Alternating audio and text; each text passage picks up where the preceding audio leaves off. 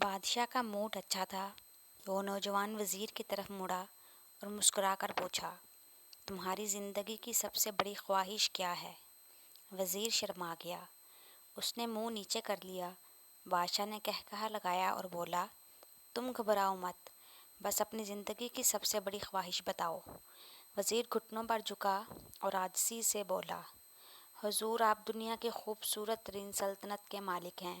میں جب بھی یہ سلطنت دیکھتا ہوں تو میرے دل میں خواہش پیدا ہوتی ہے کہ اگر اس کا 10واں حصہ میرا ہوتا تو میں دنیا کا خوش نصیب ترین شخص ہوتا۔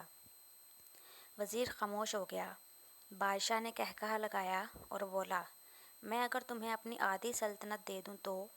وزیر نے گھبرا کر اوپر دیکھا اور عاجزی سے بولا، بادشاہ سلامت، یہ کیسے ممکن ہے؟ میں اتنا خوش قسمت کیسے ہو سکتا ہوں؟ بادشاہ نے فوراً سیکرٹری کو بلایا اور اسے 2 احکامات لکھنے کا حکم دیا۔ بادشاہ نے پہلے حکم کے ذریعے اپنی آدھی سلطنت نوجوان وزیر کے حوالے کرنے کا فرمان جاری کر دیا۔ دوسرے حکم میں بادشاہ نے وزیر کا سر قلم کرنے کا آرڈر دے دیا۔ وزیر دونوں احکامات پر حیران رہ گیا۔ بادشاہ نے احکامات پر مہر لگائی اور وزیر کی آنکھوں میں آنکھیں ڈال کر بولا، تمہارے پاس 30 دن ہیں۔ تم نے ان 30 دنوں میں صرف 3 سوالوں کے جواب تلاش کرنا ہے۔ تم کامیاب ہو گئے تو میرا دوسرا حکم منسوخ ہو جائے گا اور تمہیں آدھی سلطنت مل جائے گی، اور اگر تم ناکام ہو گئے تو پہلا حکم خارج سمجھا جائے گا اور دوسرے حکم کے مطابق تمہارا سر اتار دیا جائے گا۔ وزیر کی حیرت پریشانی میں بدل گئی۔ بادشاہ نے اس کے بعد کہا، میرے 3 سوال لکھ لو۔ وزیر نے لکھنا شروع کر دیا۔ بادشاہ نے کہا، انسان کی زندگی کی سب سے بڑی سچائی کیا ہے؟ وہ رکا اور بولا، دوسرا سوال، انسان کی زندگی کا سب سے بڑا دھوکہ کیا ہے؟ وہ رکا اور پھر بولا، تیسرا سوال، انسان کی زندگی کی سب سے بڑی کمزوری کیا ہے؟ بادشاہ نے اس کے بعد نکارے پر چوٹ لگوائی اور بآواز بلند کہا، تمہارا وقت شروع ہوتا ہے اب۔ وزیر نے دونوں پروانے اٹھائے اور دربار سے دوڑ لگا دی۔ اس نے اس شام ملک بھر کے دانشور، ادیب، مفکر اور ذہین لوگ جمع کیے اور سوال ان کے سامنے رکھ دیے۔ ملک بھر کے دانشور ساری رات بحث کرتے رہے لیکن وہ پہلے سوال پر ہی کوئی رائے قائم نہ کر سکے۔ وزیر نے دوسرے دن دانشور بڑھا دیے لیکن نتیجہ وہی نکلا۔ وہ آنے والے دنوں میں لوگ بڑھاتا رہا مگر اسے کوئی تسلی بخش جواب نہ مل سکا، یہاں تک کہ وہ مایوس ہو کر دارالحکومت سے باہر نکل گیا۔ وہ سوال اٹھا کر پورے ملک میں پھرا مگر اسے کوئی تسلی بخش جواب نہ مل سکا۔ وہ مارا مارا پھرتا رہا، شہر شہر، گاؤں گاؤں کی خاک چھانتا رہا۔ شاہی لباس پھٹ گیا، پگڑی ڈھیلی ہو کر گردن میں لٹک گئی، جوتے پھٹ گئے اور پاؤں میں چھالے پڑ گئے، یہاں تک کہ شرط کا آخری دن آ گیا۔ اگلے دن اس نے دربار میں پیش ہونا تھا۔ وزیر کو یقین تھا یہ اس کی زندگی کا آخری دن ہے۔ کل اس کی گردن کاٹ دی جائے گی اور جسم شہر کے مرکزی پل پر لٹکا دیا جائے گا۔ وہ مایوسی کے عالم میں دارالحکومت کی کچی آبادی میں پہنچ گیا۔ آبادی کے سرے پر ایک فقیر کی جھونپڑی تھی۔ وہ گرتا پڑتا اس کٹیا تک پہنچ گیا۔ فقیر سوکھی روٹی پانی میں ڈبو کر کھا رہا تھا، ساتھ ہی دودھ کا پیالہ پڑا تھا اور فقیر کا کتا شڑاب شڑاب کی آواز کے ساتھ دودھ پی رہا تھا۔ فقیر نے وزیر کی حالت دیکھی، قہقہہ لگایا اور بولا، جناب عالی، آپ صحیح جگہ پہنچے ہیں۔ آپ کے تینوں سوالوں کے جواب میرے پاس ہیں۔ وزیر نے حیرت سے اس کی طرف دیکھا اور پوچھا، آپ نے کیسے اندازہ لگا لیا؟ میں کون ہوں اور میرا مسئلہ کیا ہے؟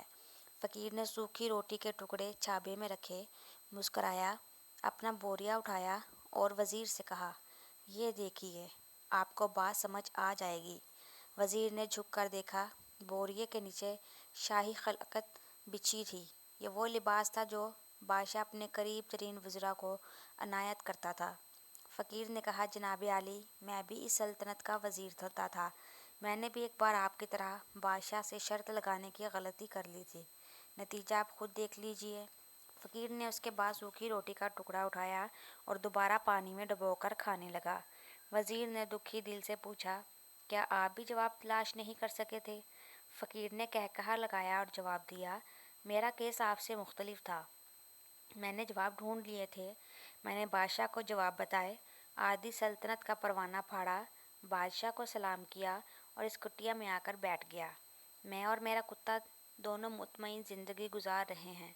وزیر کی حیرت بڑھ گئی، لیکن یہ سابق وزیر کی حماقت کے تجزیے کا وقت نہیں تھا، جواب معلوم کرنے کی گھڑی تھی۔ چنانچہ وزیر اینکر پرسن بننے کی بجائے فریادی بن گیا اور اس نے فقیر سے پوچھا، کیا آپ مجھے سوالوں کے جواب دے سکتے ہیں؟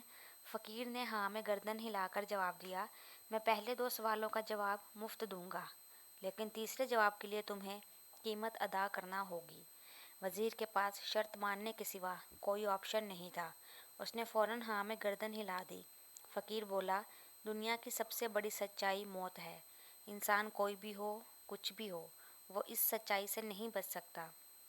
وہ رکا اور بولا، انسان کی زندگی کا سب سے بڑا دھوکہ زندگی ہے، ہم میں سے ہر شخص زندگی کو دائمی سمجھ کر اس کے دھوکے میں آ جاتا ہے۔ فقیر کے دونوں جواب ناقابل تردید تھے۔ وزیر سرشار ہو گیا، اس نے اب تیسرے جواب کے لیے فقیر سے شرط پوچھی۔ فقیر نے کہا لگایا، کتے کے سامنے سے دودھ کا پیالہ اٹھایا، وزیر کے ہاتھ میں دیا اور کہا، میں آپ کو تیسرے سوال کا جواب اس وقت تک نہیں دوں گا جب تک آپ یہ دودھ نہیں پیتے۔ وزیر کے ماتھے پر پسینہ آ گیا، اس نے نفرت سے پیالہ زمین پر رکھ دیا، وہ کسی قیمت پر کتے کا بچا ہوا دودھ نہیں پینا چاہتا تھا۔ فقیر نے کندھے اچکائے اور کہا، اوکے، تمہارے پاس اب 2 راستے ہیں، تم انکار کر دو اور شاہی جلاد کل تمہارا سر اتار دے، یا پھر تم یہ آدھ پاؤ دودھ پی جاؤ اور تمہاری جان بھی بچ جائے اور تم آدھی سلطنت کے مالک بھی بن جاؤ۔ فیصلہ بہرحال تم نے کرنا ہے۔ وزیر مخمصے میں پھنس گیا، ایک طرف زندگی اور آدھی سلطنت تھی اور دوسری طرف کتے کا بچا ہوا دودھ تھا۔ وہ سوچتا رہا، یہاں تک کہ جان اور مال جیت گیا اور عزت نفس ہار گئی۔ وزیر نے پیالہ اٹھایا اور ایک ہی سانس میں دودھ پی گیا۔ فقیر نے کہا لگایا اور بولا، میرے بچے، انسان کی سب سے بڑی کمزوری غرض ہوتی ہے، یہ اسے کتے کا بچا ہوا دودھ تک پینے پر مجبور کر دیتی ہے، اور یہ وہ سچ ہے جس نے مجھے سلطنت کا پروانہ پھاڑ کر اس کٹیا میں بیٹھنے پر مجبور کر دیا تھا۔ میں جان گیا تھا کہ میں جوں زندگی کے دھوکے میں آؤں گا اور موت کو جتنا فراموش کرتا رہوں گا، میں اتنا ہی غرض کی دلدل میں دھنستا جاؤں گا، اور مجھے روز اس دلدل میں سانس لینے کے لیے غرض کا غلیظ دودھ پینا پڑے گا۔ لہٰذا میرا مشورہ ہے، زندگی کی ان تینوں حقیقتوں کو جان لو، تمہاری زندگی اچھی گزرے گی۔ وزیر خجالت، شرمندگی اور خود ترسی کا تحفہ لے کر فقیر کی کٹیا سے نکلا اور محل کی طرف چل پڑا۔